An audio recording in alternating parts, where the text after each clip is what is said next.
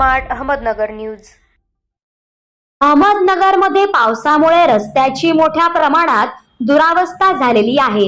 खड्ड्यात पाणी साचल्यामुळे येण्या जाणाऱ्या लोकांना त्याचा मोठ्या प्रमाणात त्रास सहन करावा लागत आहे।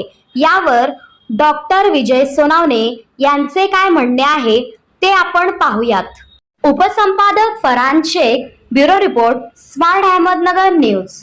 नमस्कार, मी डॉक्टर विजय सोनावणे पटवर्धन चौकमध्ये प्रॅक्टिस करतो। इथलच्या एरियामध्ये काय होतं, सध्या पाण्याचा डबका साचतं समोरच्या साईडला, त्याच्यामुळे जवळपासचे नागरिक किंवा आता जवळ शाळा मेहर इंग्लिश स्कूल, तर लहान मुलं जातात येतात किंवा जे आहेत येणारे जाणारे नागरिक असतात, तर यांना थोडासा त्रास होतो। हा स्पेशल प्रॉब्लेम पावसाळ्याच्या वेळेसच जास्त होतो। तर या ठिकाणी जर प्रशासनाने थोडंसं लक्ष दिलं तर तो प्रॉब्लेम बऱ्यापैकी सॉल्व्ह होईल, आजूबाजूच्या नागरिकांना थोडी सोयीसुविधा चांगली मिळेल। तर हे त्या पद्धतीने प्रशासनाने लक्ष घालावली माझी नम्रपूर्ण विनंती आहे।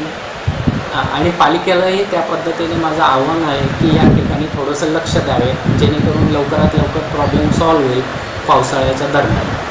धन्यवाद।